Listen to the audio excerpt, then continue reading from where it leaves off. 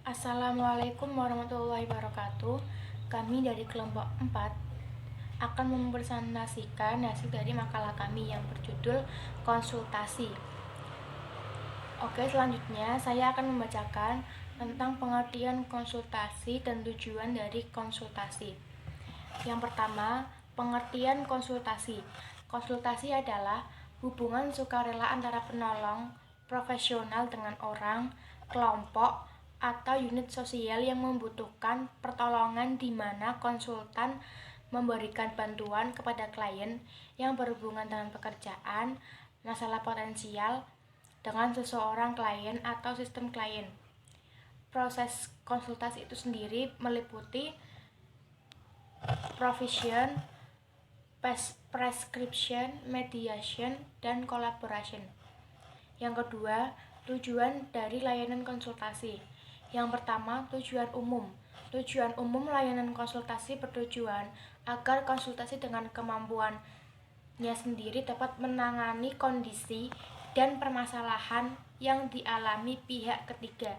Dalam hal ini, pihak ketiga mempunyai hubungan yang cukup berarti dengan konsulti, sehingga permasalahan yang dialami pihak ketiga itu sebagian menjadi tanggung jawab konsulti. Yang kedua, layanan khusus kemampuan sendiri yang dimaksudkan dapat berupa wawasan, pemahaman dengan cara-cara bertindak yang terkait langsung dengan suasana atau permasalahan pihak ketiga itu atau fungsi pemahaman. Terima kasih. Saya akan melanjutkan sedikit materi tentang model konseptual konsultasi. Ada banyak model konsultasi yang berbeda-beda, namun hanya sedikit yang lengkap dan berguna dalam konseling.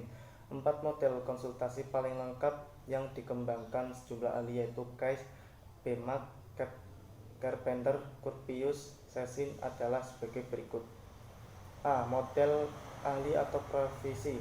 Pada model ahli konsultasi memberikan layanan langsung ke konsulti yang tidak memiliki waktu, kecenderungan, atau keahlian untuk menangani bidang masalah tertentu.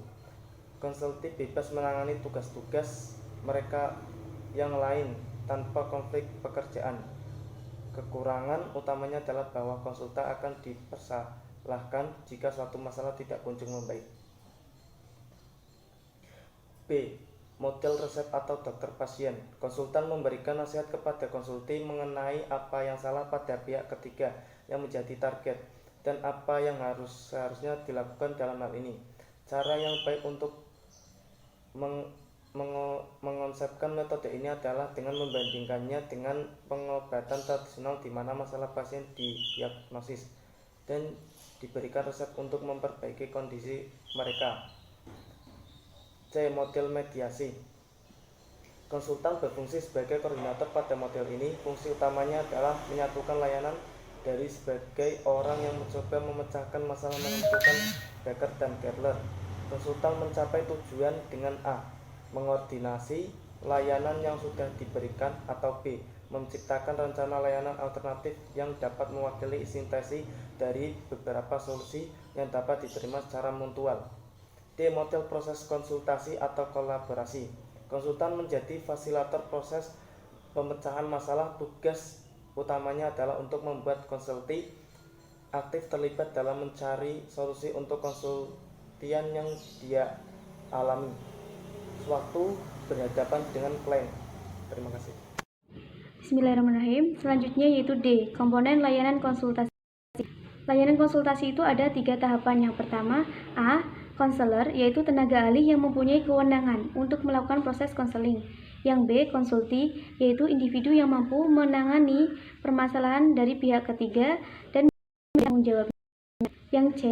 Pihak ketiga, yaitu individu yang kondisi dan permasalahannya dipersoalkan oleh konsultan. Selanjutnya yang F, yaitu asas-asas konsultasi. Yang pertama, yang A, itu ada asas kerahasiaan, di mana kerahasiaan itu mampu dijaga kerahasiaannya. Yang kedua, B, kesukarelaan. Jadi kesukarelaan yang dimaksud yaitu dari konselor dan konsulti. Yang C, asas kemandirian pada layanan konsulti, yaitu di mana memahami dan menerima diri sendiri secara positif dan dinamis. Bismillahirrahmanirrahim. Assalamualaikum warahmatullahi wabarakatuh. Saya Abdullah Sajid akan membacakan dan menjelaskan tentang tahapan dalam konsultasi. Tahapan konsultasi adalah tahapan perkembangan, yaitu bagian penting dari aktivitas konsultasi. Ada teori terkenal yang memperkenalkan tahapan konsultasi, yaitu 9 tahap dari SPLT berdasarkan argumen bahwa klien berkolaborasi dengan konsultan untuk menangani masalah-masalah yang sudah ditentukan. Urutan-urutan 9 tahap tersebut adalah sebagai berikut. Yang pertama, prakontrak, yaitu konsultan memperjelas keahlian pribadi dan bidang keahlian yang dapat digunakan dalam proses konsultasi. Kemudian yang kedua, kontrak dan eksplorasi hubungan, yaitu konsultan mendiskusikan persetujuan yang lebih formal antara dirinya dan konsulti, kesiapan konsulti, dan kemampuan konsultan untuk memberi respon yang harus ditentukan.